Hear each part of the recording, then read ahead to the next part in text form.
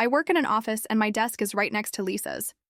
She's the executive assistant, 61 years old, and for some reason she acts like she's my mother. My name's Rachel, I'm 27, and from the very beginning this dynamic has been frustrating. Lisa has this habit of talking to me like I'm a child, giving unsolicited advice, commenting on what I eat, even reminding me to wear a jacket if it looks cold outside.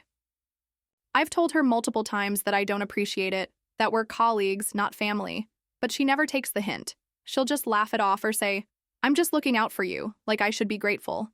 It's not like I go out of my way to argue with her, but it gets exhausting. No matter how professional I try to keep things, she pushes those personal boundaries. Most of the time, I just ignore it and focus on my work. But I had no idea that one offhand comment in a meeting would lead to something I could never ignore. The day everything escalated started with a tense meeting. 8 of us sat around the conference table discussing a sensitive issue that had everyone on edge. Our boss, Mark, could tell things weren't going anywhere, so he suggested we either take a break or wrap things up entirely. The room was silent for a second, and then I spoke up, agreeing that ending the meeting might be the best option. Before anyone else could respond, Lisa turned to me with this strange look on her face. Her tone was sharp, almost aggressive, as she said, "Well, you sure know a lot about terminations."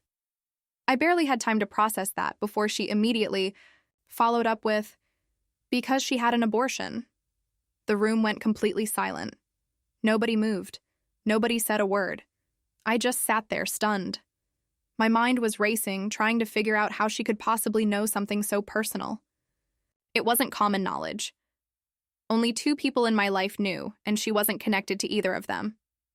I felt like the air had been sucked out of the room. My coworkers looked just as shocked as I was, but no one spoke up. No one called her out. The silence was unbearable. I could feel my face getting hot, my hands shaking, and the only thing I could think to do was get out of there. I forced myself to stay calm, wished everyone a good weekend like nothing had happened, and walked out. I grabbed my things, left the office, and went home early. I sat in my car for a while before driving home, still trying to process what had just happened. The words kept playing over and over in my head. How did she know? I hadn't told anyone at work. Only 2 people in my personal life were aware, and neither of them had any connection to Lisa. By the time I got home, the shock had turned into something else. Anger. This wasn't some minor office drama. She had thrown my private medical history into a professional meeting like it was casual gossip. I kept running through every possibility. Has someone overheard me talking about it? Had I let something slip without realizing it? No. That wasn't possible. I barely slept that night. I kept thinking about all the ways this could have come out. The only logical explanation was that someone who had access to that information had shared it with her. But who? And why? The next morning, I realized something even worse. There was no easy way to report this. Our HR rep was based in another location and was already on extended sick leave. There was no workers' council. And Mark, my boss, had made it clear in the past that he didn't like getting involved in personal conflicts. That left one option. I had to handle this myself. I decided I would confront Lisa on Monday, but that wasn't enough. I needed to know where she got this information, and I needed to figure out what I could do about it. Because one thing was certain, there was no way I was letting this slide. By the next morning, my frustration had turned into determination. This wasn't just about an inappropriate comment anymore. It was a serious violation of my privacy. Lisa shouldn't have known anything about my abortion, and if she did, that meant someone had shared my personal medical information without my consent. I wasn't about to let this go. I started by making an appointment with a lawyer first. Thing Monday morning. I needed to know my rights and what legal steps I could take. My company's policies were useless, HR was unavailable, and my boss, Mark, had a history of brushing off conflicts. If I wanted action, I had to take it myself. Since my workplace didn't require a doctor's note for short absences, I planned to call in sick on Monday. That would give me time to meet with the lawyer and figure out my next move before stepping back into that office. Then, something occurred to me. Lisa had to have learned about this from somewhere. I had been so focused on the workplace side of things that I hadn't even considered the possibility of a medical privacy breach. The only place that had records of my abortion was the clinic where I had the procedure. If that information had somehow leaked from there, this was an even bigger issue than I initially thought. I started looking up the clinic's data protection officer and found their contact information. I wasn't sure yet if I'd reach out, but I kept the details saved. I wanted to talk to my lawyer first. And that's when it really hit me. Lisa's comment wasn't just an inappropriate workplace remark. It was a violation of my privacy, my autonomy, and my trust. The more I thought about it, the angrier I got. I had spent Friday feeling humiliated and powerless. But now I was ready to fight back. Over the weekend, I couldn't stop thinking about how Lisa had found out. The more I tried to piece it together, the more disturbing it became. My medical history wasn't public knowledge. Only 2 people in my personal life knew, and they had no connection to her. I kept coming back to one conclusion. Someone at the clinic must have leaked my information. So I started digging. I searched online for anything that might connect Lisa to the clinic. At first, nothing stood out. But then I found something that made my stomach drop. Mark's son was married and his wife worked at the very clinic where I had the procedure. It hit me like a ton of bricks. Lisa had always been close to Mark's family. She went to their events, attended birthdays, and chatted with them outside of work.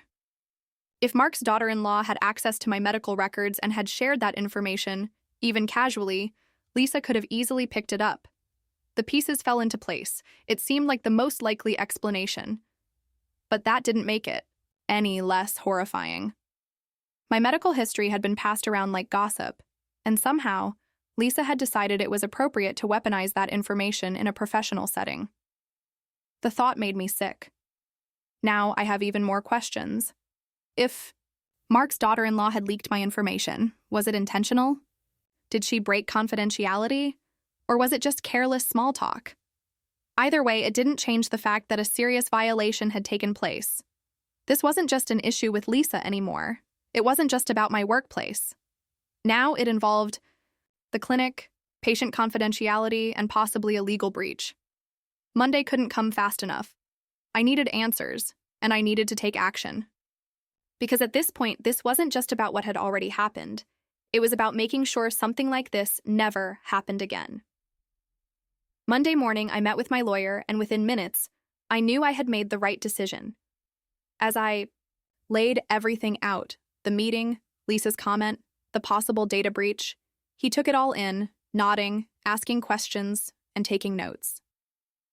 When I mentioned my suspicion that Mark's daughter-in-law had leaked my medical information, his expression shifted. "That's a serious violation," he said. "We're not just talking about workplace misconduct anymore. If your private medical information was shared without your consent, that's a breach of data protection laws." I felt a mix of relief and anger. Relief that I wasn't overreacting, that my instincts were right. Anger that I even had to be sitting in a lawyer's office because of something so deeply personal being exposed like office gossip. While we were still discussing options, my phone rang. It was Mark. He wanted me to come into the office for a clarifying conversation. I looked at my lawyer. He raised an eyebrow, then said, "Go, but take someone with you, and don't go in without insisting on proper documentation." After the meeting, I headed to the office. My stomach was in knots, but I wasn't going in alone. I asked my closest colleague, Anna, to sit in with me. She had been in the room when Lisa made the comment, and I knew I could trust her to be a witness. When I walked in, Lisa was already there. She looked awful, puffy eyes, red face. She was crying before I even sat down. "I didn't mean it like that," she blurted out as soon as I entered. I ignored her and took my seat. Mark was sitting behind his desk, looking uncomfortable. He cleared his throat and started talking about how these kinds of conflicts were bad for the workplace and how he wanted to resolve things amicably. I wasn't interested in small talk. "Before we continue, I want this meeting documented," I said.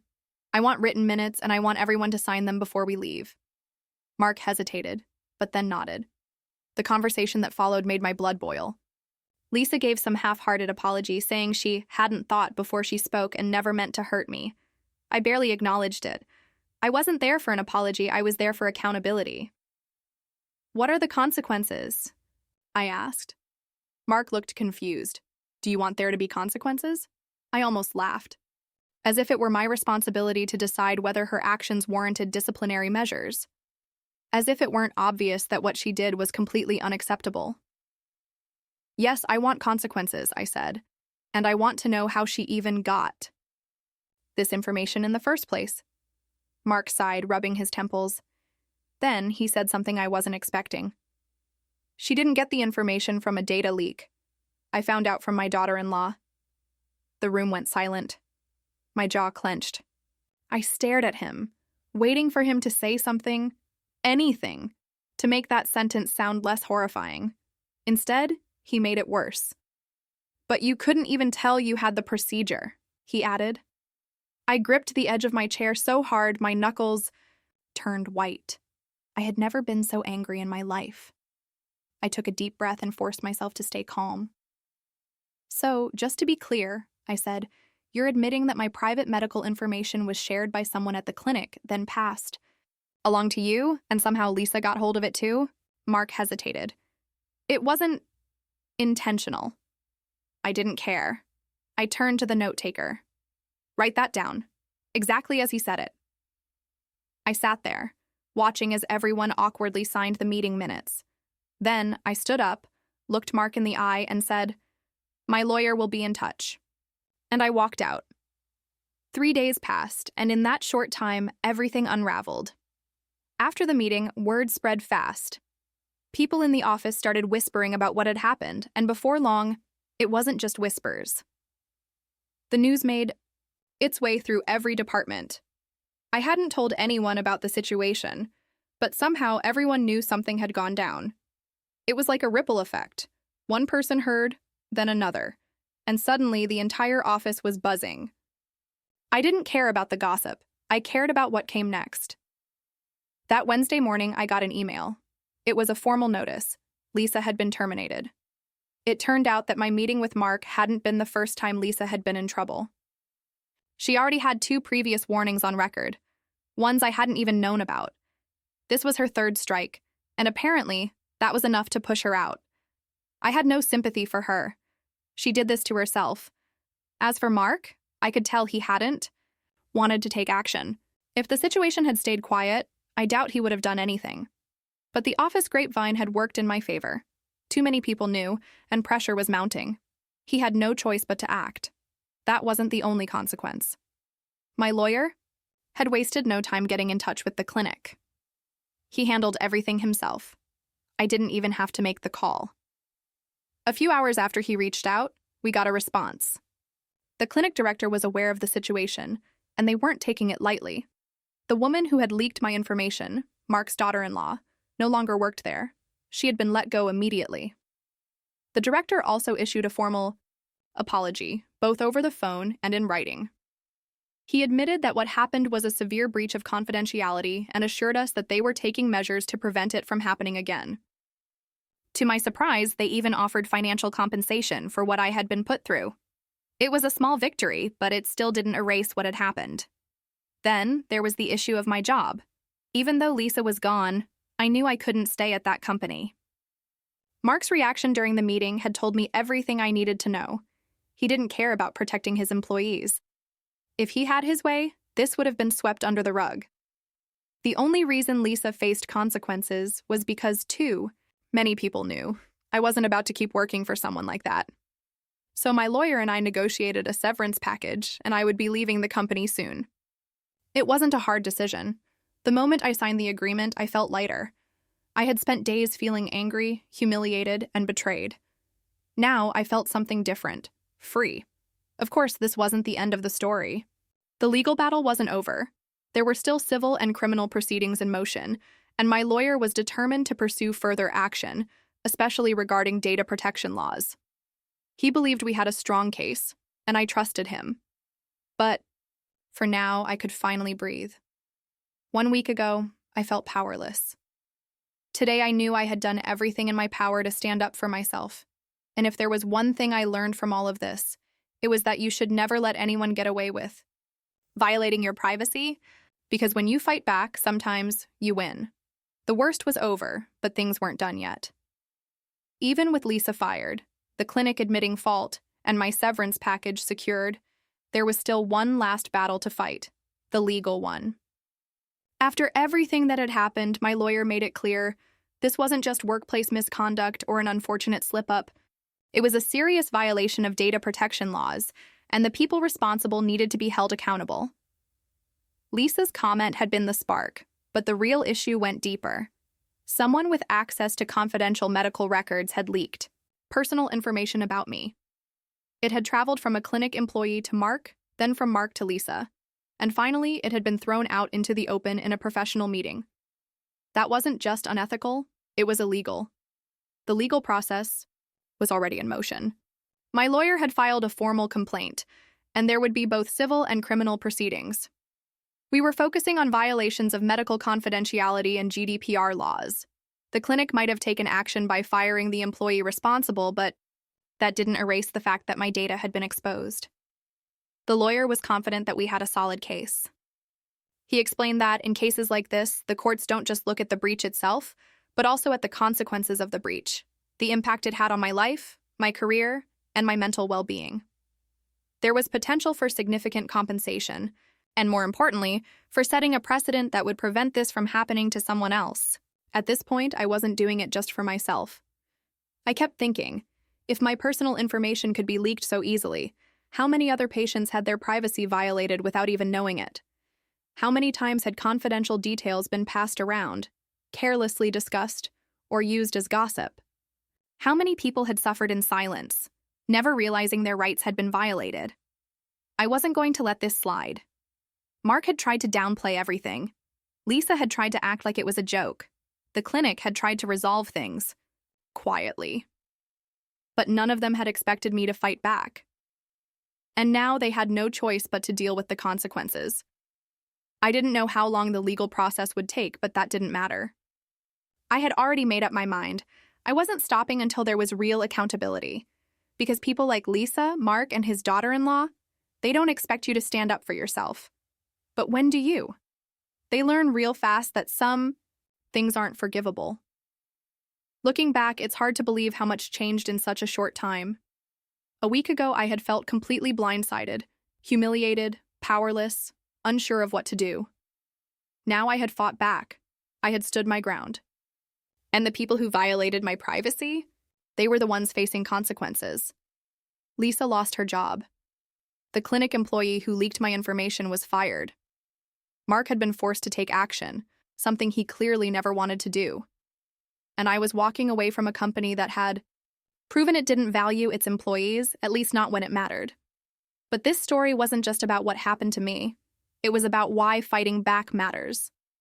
If I had ignored Lisa's comment and just let it go, she would still be sitting at her desk, treating personal information like casual conversation. Mark would still believe that conflicts like this should be smoothed over rather than handled properly. And that clinic employee? She would still have access to other patients' confidential records. It made me wonder, how many times have things like this happened before?